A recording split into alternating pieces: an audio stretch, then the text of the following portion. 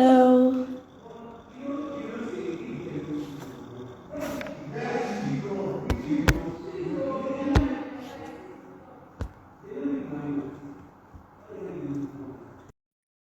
Hello, good evening.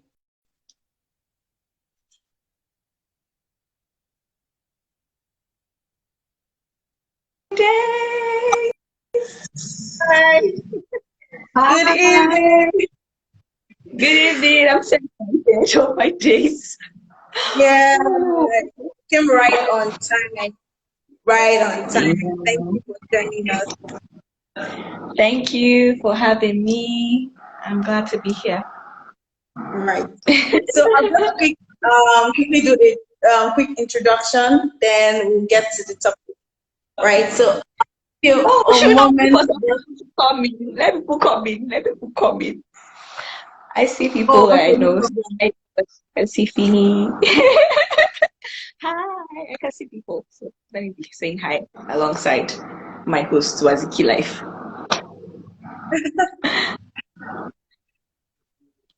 Hello, everyone. Hello, Doyin's brand. Hello, Hi. along with me. Hi. Hi. Okay. So we'll give it about 1, 2 minutes for people to join. Okay, so what are we going to do?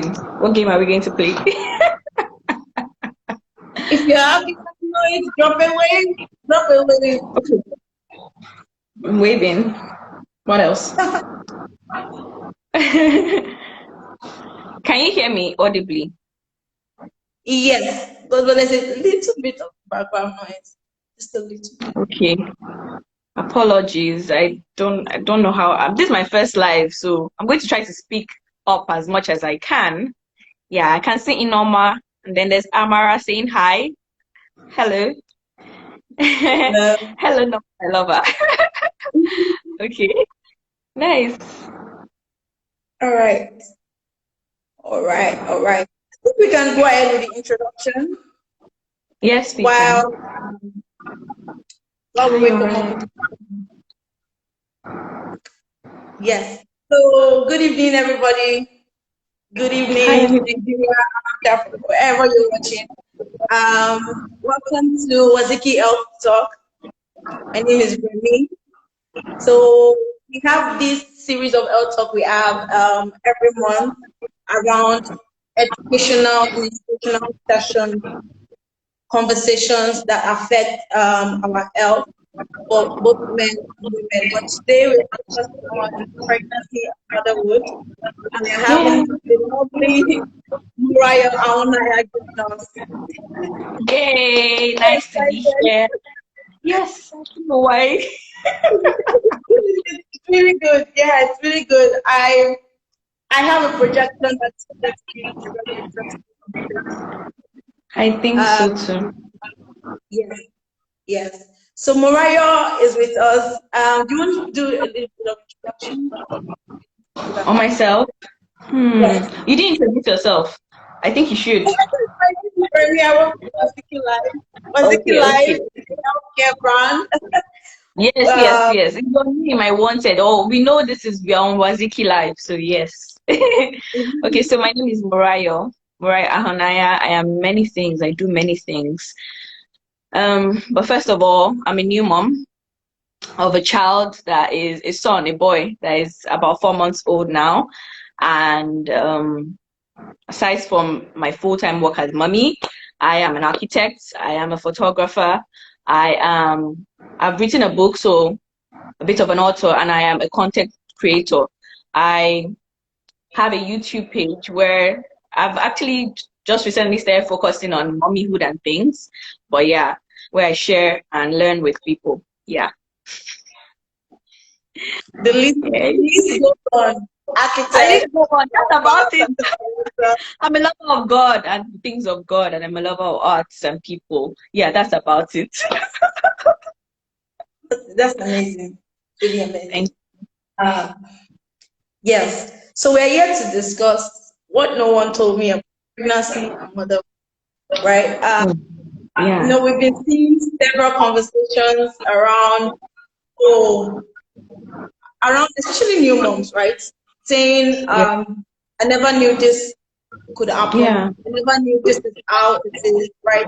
So Mhm.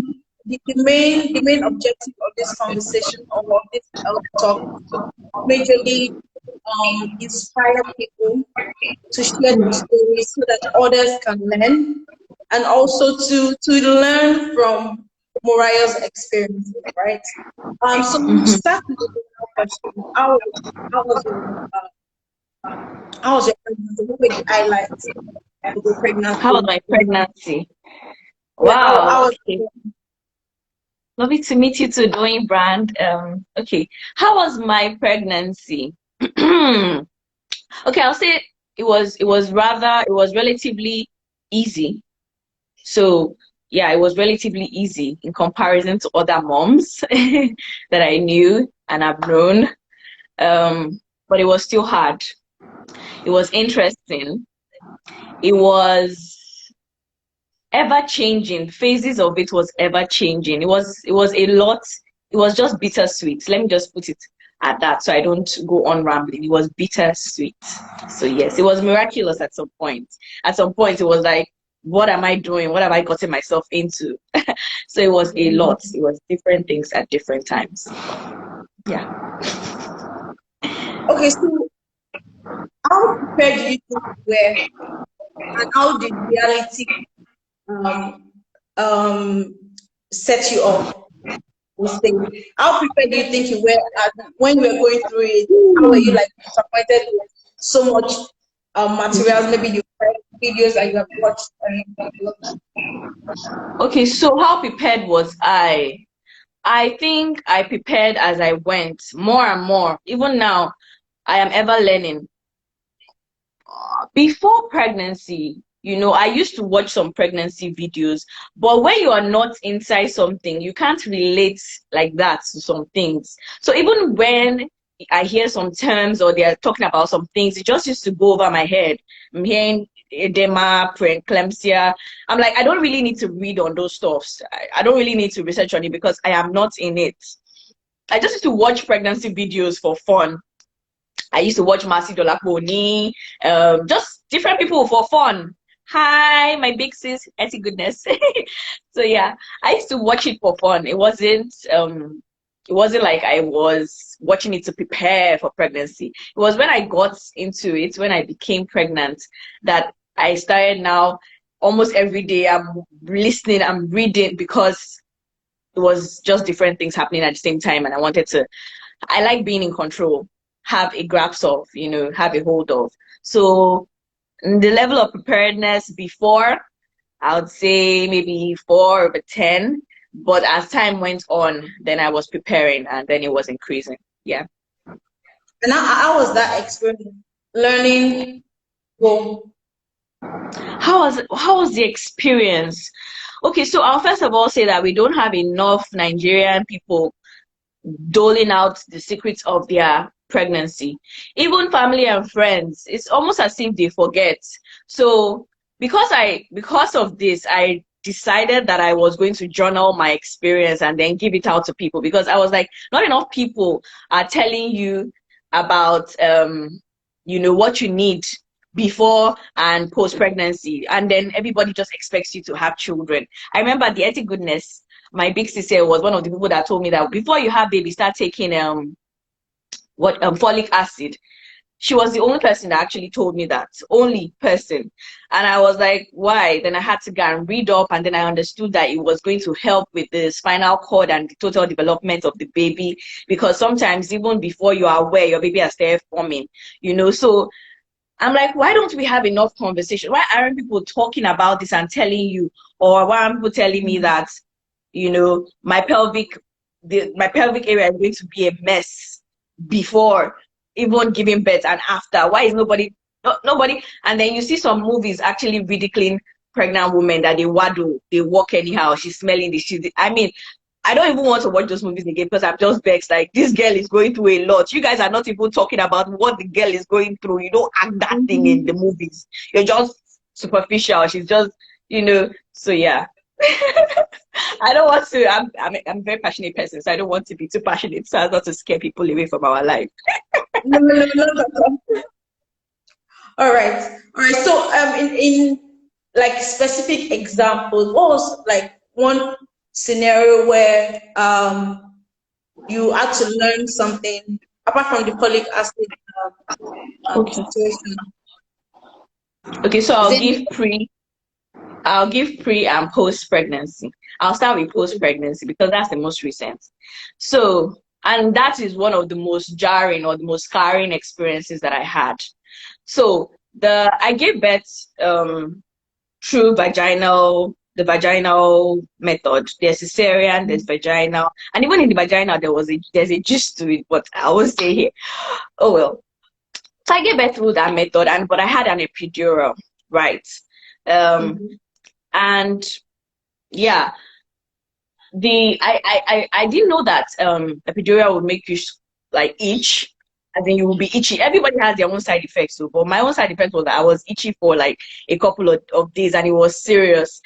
Then aside from that, breastfeeding. Now this was the part that was jarring and scarring for me. When my baby boy came out, he latched on immediately. He latched immediately, and I just thought that because he latched at that point, breast milk would just flow. They had been telling me to do some things when you're having your bath, pull out your breast, etc., so that your breast milk will come out. So I thought that it was automatic. As soon as he latched, you know, it would start to suck. So I didn't think anything to it. Only for me not to be able to produce milk for the first day, me not to be able to produce milk for the second day.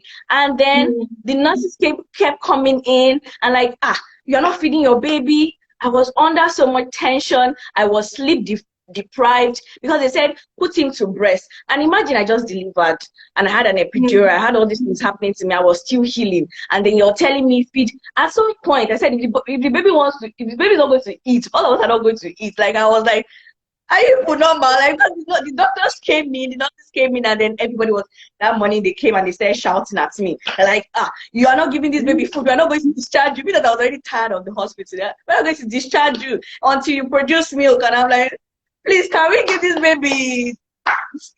But my husband now ran to go and buy formula. But before he came, I went to the toilet, I cried, and then I communicated or I texted a YouTuber that I didn't even know at that space. I just sent a message on Instagram. Thank God she was online. I said, I'm breaking down. And she was like, it's a normal thing. That's how they used to do it, doctors. Don't worry. Don't give your baby formula. Your baby will be all right. And I'm like, anybody that's not going to be all right, until this breast milk comes out, I'm not going to stress myself. And so that was one thing that I learned. And then it was after, I think my breast milk now came the next day when I was much relaxed because stress doesn't even help breast milk to flow. The next day, they were now telling me, the nurses now came one by one. Funny enough, our own too did not come out on the first day. And I was like, can I backhand somebody? Well, why But would yeah, they not put you under pressure when they knew? That was so unfair. I till today, that's why I say I'm still scared. I don't understand. Like, nobody's going to tell me not to bring formula to the hospital. If I'm having an next child, nobody better tell me don't bring formula because my formula is like this under my hand because I'm giving birth. Formula is behind. So yeah. Yeah. It's just very Well, scary. family never hurt anybody. So why not take it in the first place? Yeah. So thank you for sharing that. That was really amazing. And I know we've heard a similar My story online. so I got to tell you I'm pretty sir. Okay. Sorry. Yeah. Yeah, no problem. Okay, so I'll ask the next question. So what were the things you read or you watched or you heard about that you didn't experience, and what were the ones that you experienced that you never heard about, apart from the records? Okay, so what are the things that I heard about I didn't experience? I didn't experience Yeah, what are edema. the things that you I didn't. expected yourself to go through, but you didn't even go through them? What did I expect myself to go through? Should I say, can I go from like, I expected some positives, but I experienced some negatives. Yeah. Okay, so I didn't expect that I would want an epidural. I was like, I'm going to tough it. I'm going to be a strong woman. I'm going to do this thing. And then at ACM, I was shouting, finally, bring the epidural now. So I didn't think that was going to happen to me, but it did happen. What else did I not think would happen and happened? I can't exactly place my thoughts right now, but there were some things that I've seen some people online, like I said, preeclampsia, etc. So on time, I went to go and do my sugar. I was doing sugar tests. I was doing all those things. I was using my routine drugs because I was just like, let me not fall into the category of those that these things happen to. So I won't say there was any. I was prepared for any experience that happened. I'll just say I was just lucky that mine was just, it was nothing serious happened. Yeah. Okay, I didn't expect to have a very serious morning sickness, whatever, but my morning sickness was off the charts. I couldn't eat for like 3 months. Yeah. For like 3 months? Yeah, I was literally taking lots of yogurts, pap, and all those kinds of things because if I ate food, I would vomit. Yeah. So, well, not like let's say like 2 months after I discovered. So like 2 months, and I was like, when will this end? But yeah. But how did you get to that stage of not eating? Like, Of not you're seeing eating. plantain, you not eat plantain. No? Sometimes I will eat it and vomit it, just so that I can have the taste of it. So you just go through it. The baby's already in your body. What are you going to do about it? I don't know. I used to complain a lot, and then I just used to go through the day, and then I looked forward to the end of the first.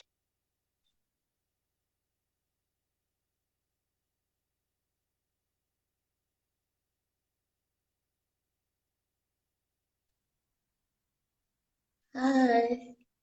I think we are.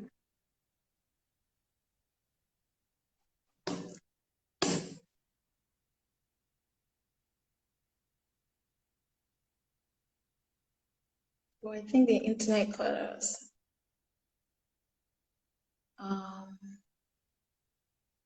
Okay. Sorry, guys. I think the internet cut Morayo off. She's going to join us shortly. Apologies for that.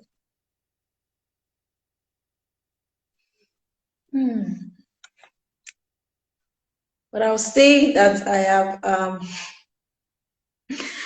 I've been learning a lot from our conversations. Just how many minutes into it? We've just been about 15 minutes into the conversation, and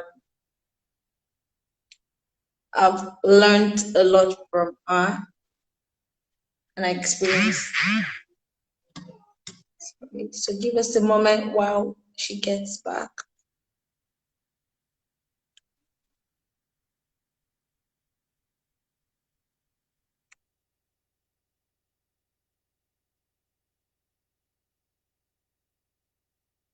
Okay, she's about to join again.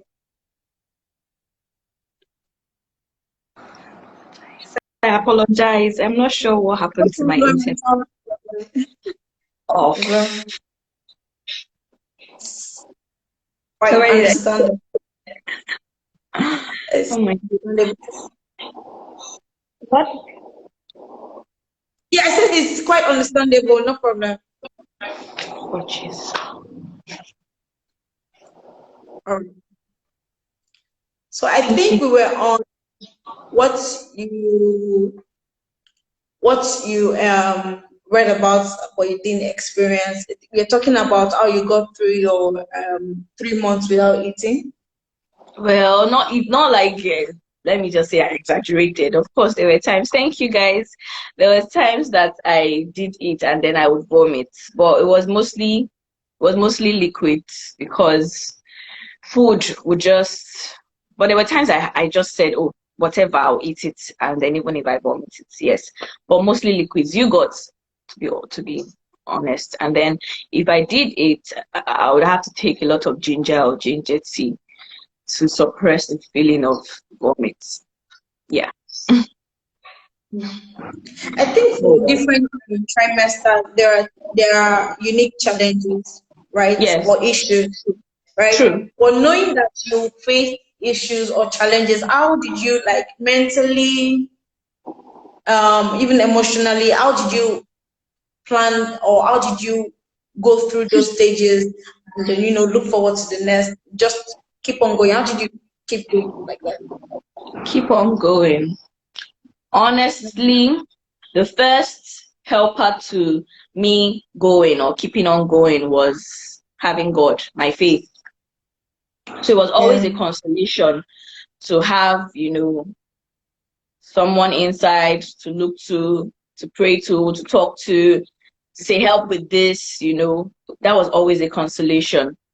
And then we now come to the lesser things, having a supportive spouse, having my sister around, at that time. Then I don't have too many friends, but even the little community of friends that I have, at that time, having those people was helpful, to help the mental space because I could complain. They were people that would listen. I could say, you know what, this is annoying, this is good, or I'm feeling this type of way. And then they would be there to, cheer me on, etc., etc. My husband would be there to cheer me on. He just joined. Yeah, so that helped. Then, I mean, the baby is already inside. You can as well, you can as well be grateful and go ahead with the journey, or or just complain. So you just I also took a lot of solace in looking at women who had gone through the same thing online. Just going to YouTube. I used to follow Channel Mom week by week, and then I would see videos of women who were at the same stage. Oh, this woman is at stage 42 or stage 24 in her pregnancy, and I'm in week 24, and the woman is talking about, oh, this week I experienced this, and I'm like, oh yeah, I can relate with that. Or this week I experienced it, oh yeah, I can relate with that. So I would do that. I would watch those videos, especially at night when I could not sleep. I would stay up and watch the videos of those types of women, and it was encouraging to, you know, see that somebody else had done it before. Because some of those videos you see 2 years ago, she's probably giving birth to that child already. And then, yeah, that was helpful for me as well. Yeah, that's good. So support, support from family, support from friends, even support online. Support is really, really Yeah, great. I think that's the key. very I have. important. Yeah. So let's talk about old wise fables, superstitious Hmm. beliefs around pregnancy. Hey, Did you okay, experience any? I know there okay. was one. There was one actually around. If you're going out, you should put a pin on your dress.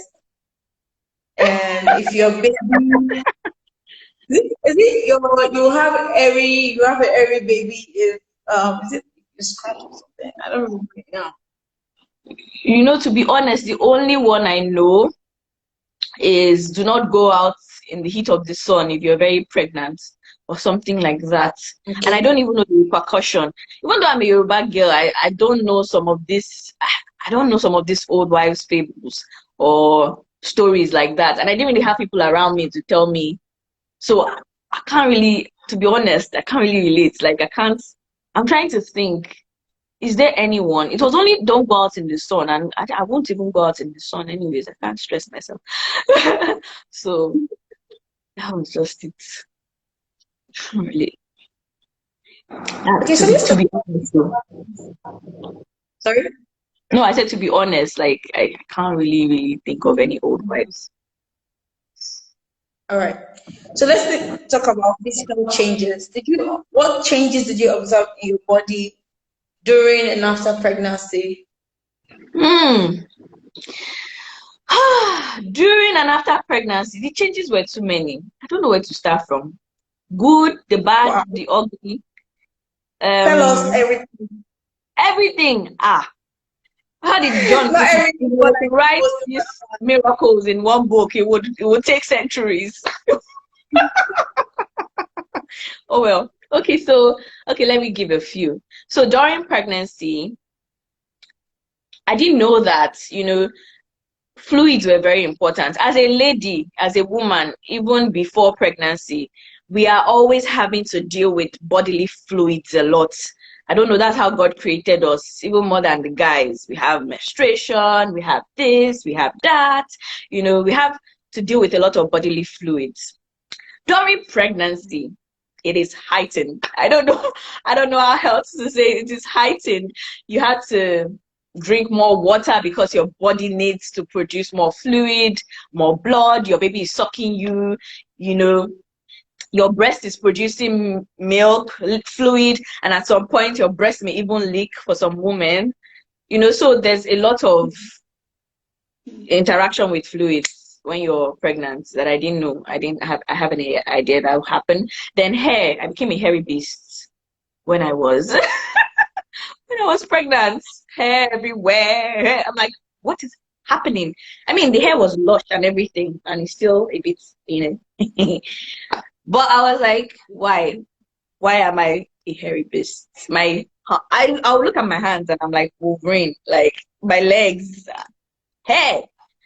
Too much information, Wow. but yeah, I didn't expect that. I didn't know that pregnancy would do that. Then melasma, that's um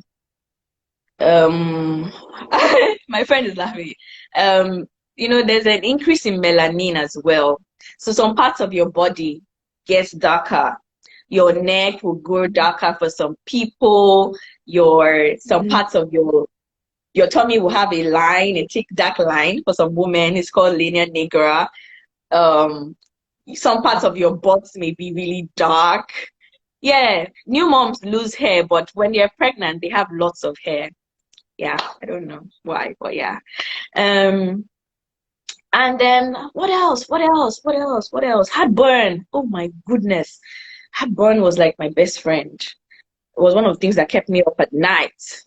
Then my pelvic floor, I've said that before, was messed up both during pregnancy and after pregnancy. At some point, even my anus was messed up. I didn't know because I had a tear.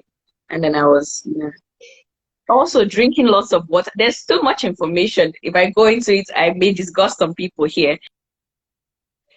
Well, it is what it is actually, because it is what people go through. And, for people like us that have not even given birth, we need to know, like, there is no filter to pregnancy and motherhood.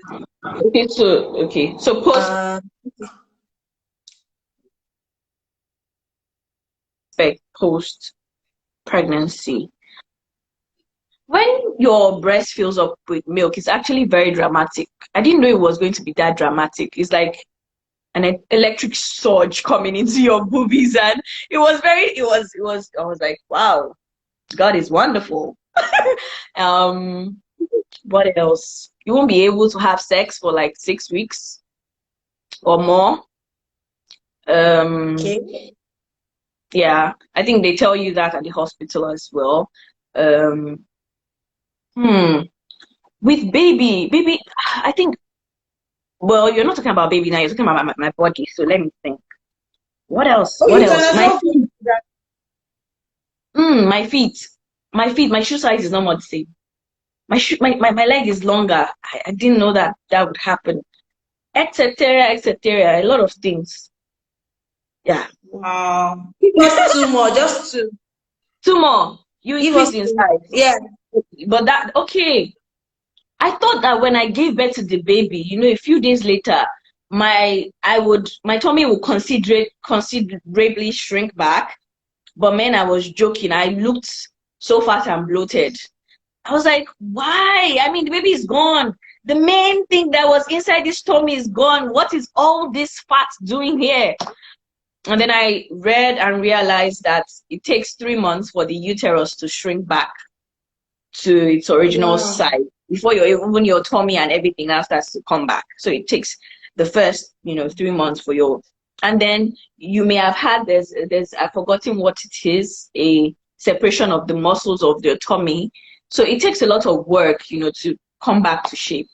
So when you see people that are coming back to shape, it's grace and lots of work. So I didn't know that. So I've told you two already. Maybe we should quickly extend that last one.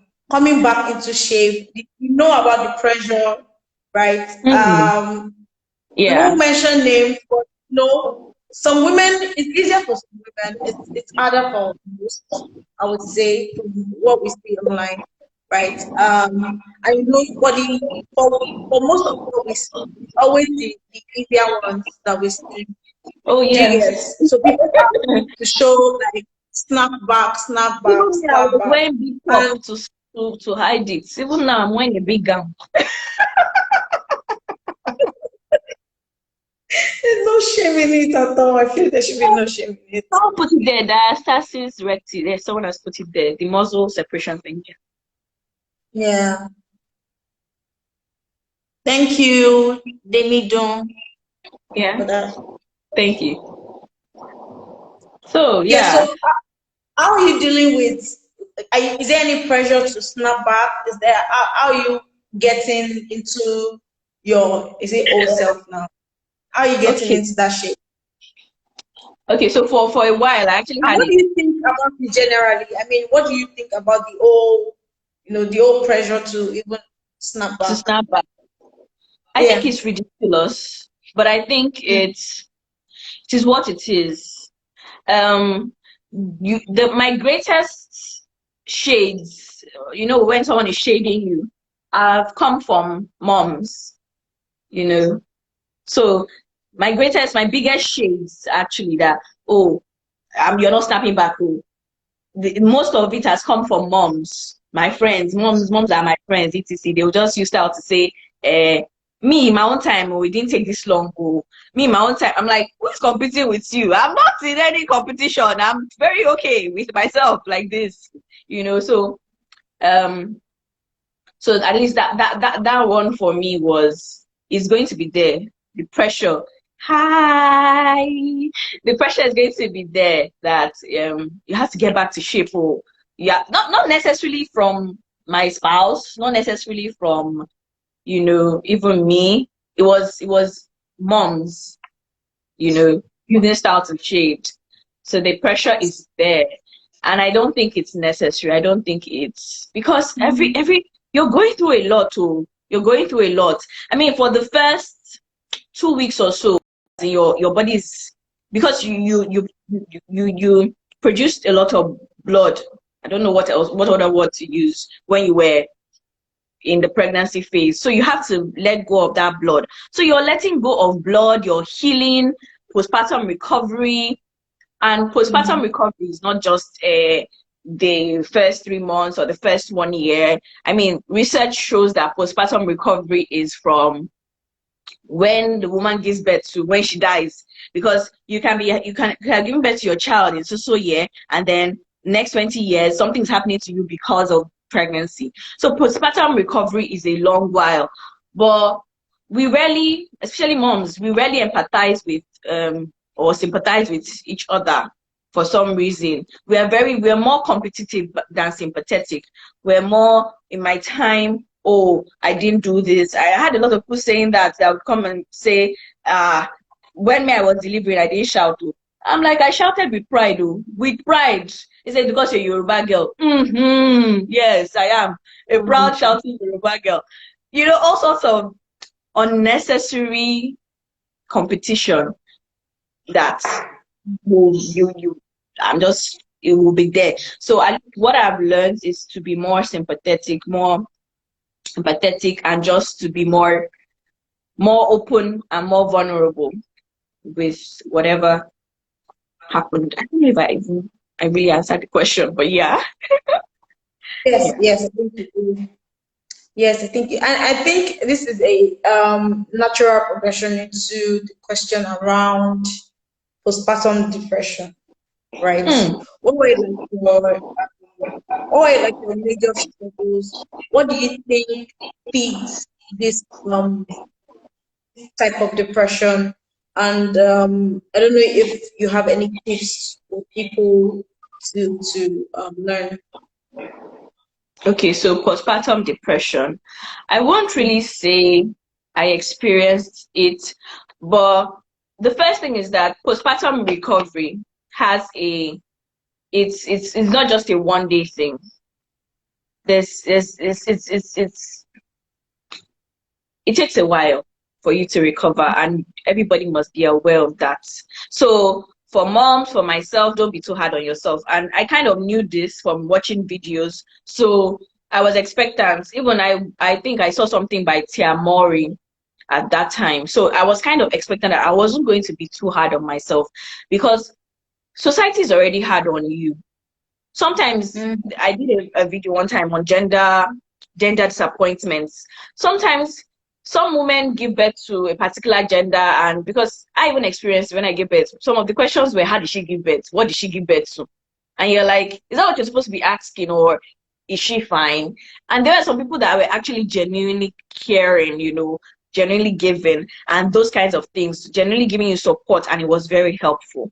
But you still have, and sometimes, because as human beings, we tend to focus on the negative more than the positives, it would affect you more. It will have an effect on you more, those negative comments, than positive ones that you are even, that you received or you see. So yeah, postpartum depression. It has just like the time is long. Postpartum depression is also in a very wide spectrum. I don't want to deviate. It's also in a very wide spectrum. So on the lighter end of that spectrum, you have baby blues, where you have identity crisis, etc. I had those. So on the lighter end, and then on the more serious end, you have an anxiety disorder, you have detachment issues, you have really, really deep stuff, like psychotic stuff happening on the deeper end. So, and I think everybody will experience something. I had some form of anxiety. I still have it, whereby you're with your child, or you're trying to feed your child at night, and you're just like, God, I just hope I don't choke this child to death. And you're like, where is that thought coming from? Or identity crisis. You're like, who am I now? Like, I've not left this house for the past. I know I said that to you one time, that motherhood can feel like a mini prison. I've not left this house for the past 3 days, not because I don't want to, but because I can't leave the house. Or even if I'm leaving the house, I have someone that is solely dependent on me. Even now, I just breastfed him before I came to do this live, and he's already even shouting this style. So, and then you're healing, and all sorts of things are happening. And even with the breastfeeding thing that I told you about that happened, that the day in the hospital where the nurses and doctors came in, and they were like, why breastfeeding your child? Why is your milk not coming out? Etc. etc. There's just so much happening that can make you feel like a failure, even though you have achieved such a feat. You have brought this child to life by the grace of God. There's just little things that can make you feel like a failure, like, oh, why is he a girl instead of a boy? You have no control over it. You have no control over production of milk from your breasts, to an extent. You have no control over the gender of your child. You have no control over some things, or even how your body shrinks back. You have no control over it. But people place that responsibility on you, and then you begin to feel worthless, or those kinds of feelings happen. So it may be from people, and it could also generate from yourself. Feelings of identity crisis, for instance, or losing myself, and etc. wasn't from other people. It was just from me sitting down, and I'm like, So that's why I had to get back into actively creating content, doing videos, trying to help people, finding fulfillment for myself that is not attached to my child, so that I would not blame my child for, those kinds of things. I don't know if that is a really, really good. Yeah, I think that is a really, really good point. It's always, there was you before the child in the yes to be. So whatever you need to, yeah. And then this child has come and changed dynamics of things. Yeah, so you have to, I think, taking notes, having a diary of what you used to do, right? Yeah. Before, just going back to those things, finding the time to commit to what you really care about and what you want to yourself. Yeah. They matter. lot. It matters a lot. So thank you for that. And Thank you. I'll just ask. I don't know if anyone has a question. You can just drop it. Morayo will be answering them. So I just want to ask, how are you balancing life generally? Work, being a new mom. When did you get back to work? When were you comfortable getting back to work? And how did you deal with managing all of that in 24 hours that we all have? So I am not a 9 to 5er. You know, when I Okay. when I got married, because I relocated to another city, I chose to run my own business, and that's what I do. So it has helped a lot because I can't imagine being a 9 to 5er and then having this. I want the one something has to give. So I Mm. haven't still found a balance, and Mm. I may be wrong, you know, but I don't think you can have it all. I don't think you can strike a balance, and something always is like a jigsaw. You will find a balance in some things going up at a particular down and some things going down. For me, Mm. my experience may not be somebody else's experience. Also, because I don't have help as such, once in a while my sister comes in to help. Because I don't have help as such, it won't take long for a lot of women and mothers to realize that the parenting the parenting skill is tipped unfavorably in the side of the mother. You have more work to do. So it's not finding a balance. I'm still trying to find a balance now, if I'm going to be honest. But the balance that I've found to an extent is planning. I release videos on my YouTube, etc., because I want to and because I plan to. There are some days I just sit down and I batch edit and I give the child to the father and I'm like, be with you just stay with that child. Whatever happens, just stay with that child. I have to do this. Or the days I have to shoot a client, my photography, if I have to shoot a client, or the days I have to draft, I'm like, I need you to help me now, or I could call someone in to assist me. But yeah, generally, I haven't exactly found. Most days is me and my son, to be honest. Yeah. Mm. I think somebody asked on the chat, in the comments, what was the Okay. best part of your pregnancy? Best part of my pregnancy. I think my best part would have been in the second trimester. My second trimester had my best parts. It's usually most women's best parts. It's the part where your bump is showing a little, but you don't feel like you're pregnant. It's like a Hmm. win-win. You have the bump, you have Interesting. that, you know, because third trimester, you are heavier. I don't know, you're swollen. It's not as fun. But second trimester, you are in between. You don't have the symptoms, Mm. the very tiring symptoms of the first one. In fact, your metabolism, your energy, everything increases in second trimester. And then you can also still show up the bump. So you still get pregnancy perks. If you go somewhere and you want to queue, they say, no, sorry, ma, move forward. Move forward. And you're like, oh, thank you. And those kinds of things. Uh, People see you and just smile and you're like, why is this person smiling? Or you're like, oh, it's the baby bump. I don't know. Yeah, like that. So I enjoyed my second trimester, the entirety of that period the most. Yeah. So what's different about the third trimester? Third trimester has its own pains. You know, I started experiencing pelvic pain, back skin aches, all those things I did not know that will happen. The first time I had Braxton or Braxton, I don't know how to put it. Hicks is a false label, is a mimicry of label. And Mm. the first time I had it, it was middle of the night, and I just sat up and held my husband. I'm in labor. It was so painful. All my days, it was super painful. And Anyways, it was painful, but I think when I just turned to the side, the thing just left, and I'm like, what's happening here? And then, I went to read can labor, and then I just knew that, oh, this Braxton Hicks is happening. So, and then you have your pelvic floor, because your baby has increased in size, your uterus has increased, your pelvic floor takes the biggest hit. So, I don't know. But sometimes I wake up in the morning and I have to stay a bit before I stand up, because I know that it's going to be very painful to stand up. And these things are real. Happens to different people at different times. So yeah, I don't know. It has its own things. I don't.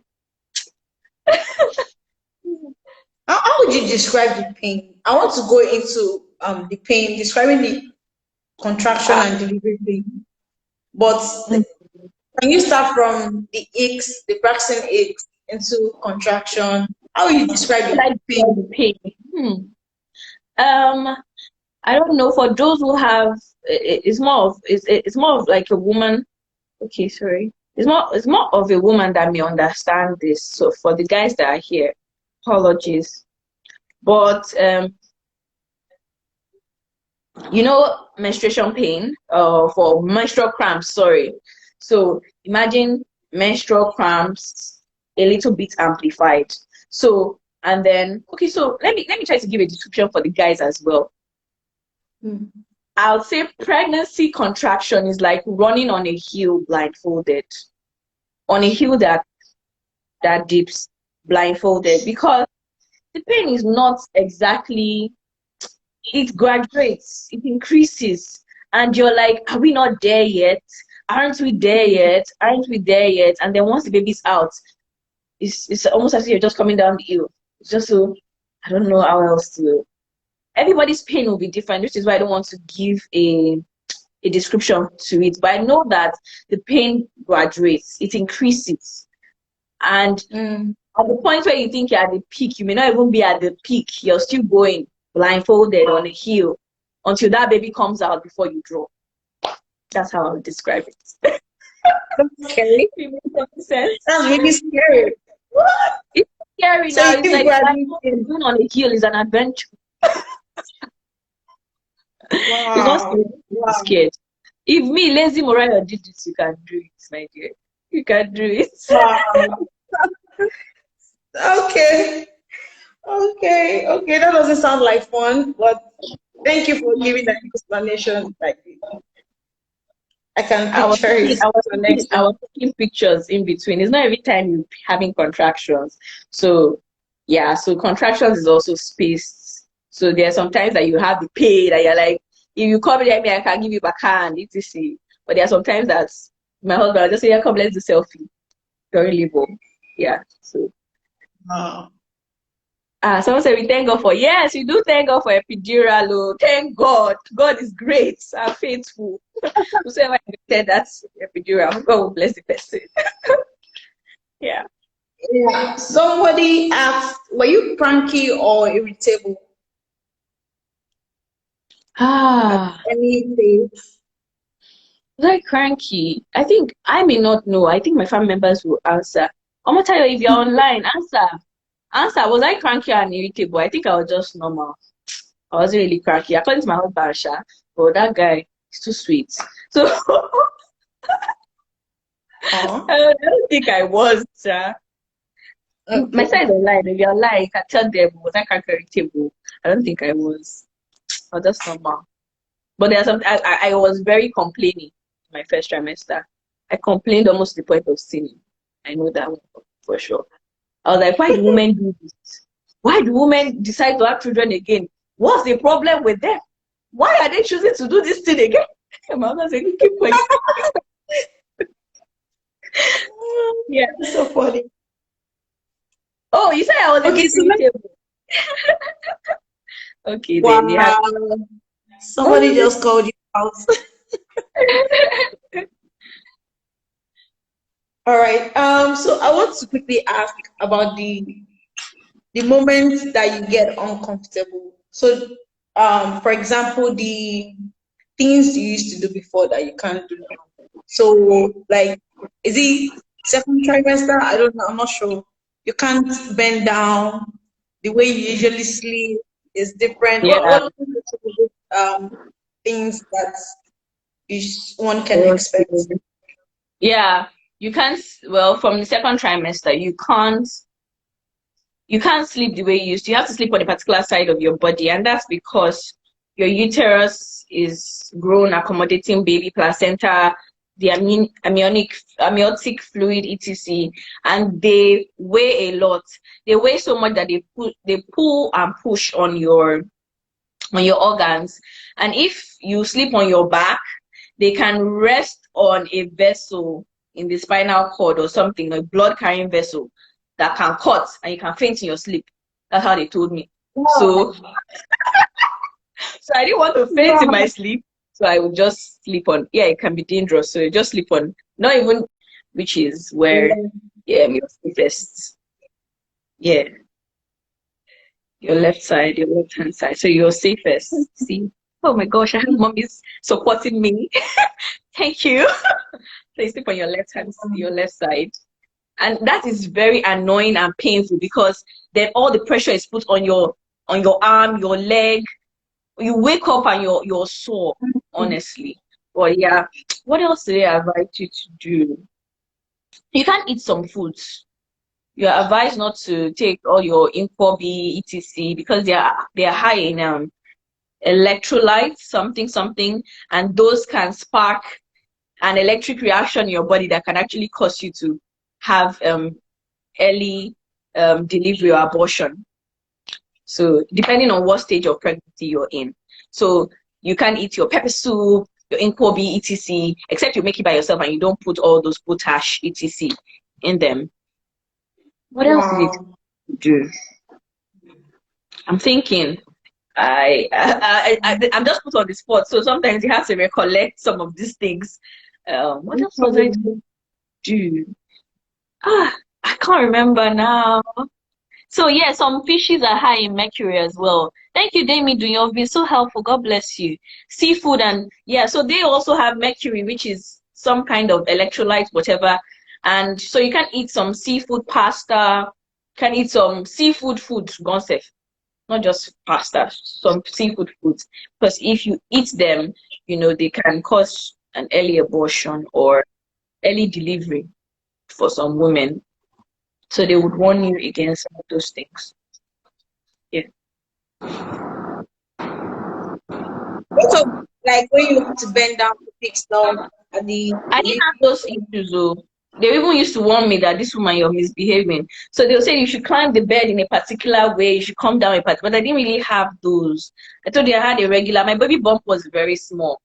If you see the picture of my bump at 9 months, it was so small. So I didn't have the regular the big bump, etc. So I guess if you have the big bump and stuff, you would be careful because you won't you won't be able to. What I knew that happened was I couldn't see my BJJ at some point, and then I couldn't see my feet at some point.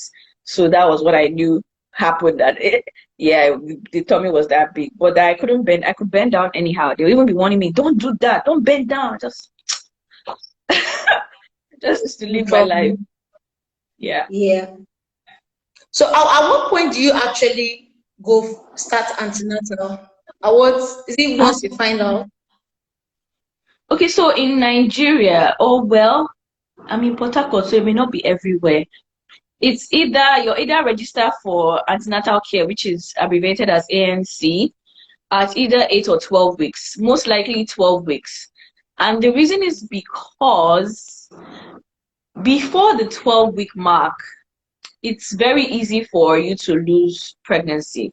The first trimester, what they did for me was that they just gave me routine drugs. They say, make sure you use your routine drugs and make sure you rest. If by God's grace, baby's there at that time, you come back.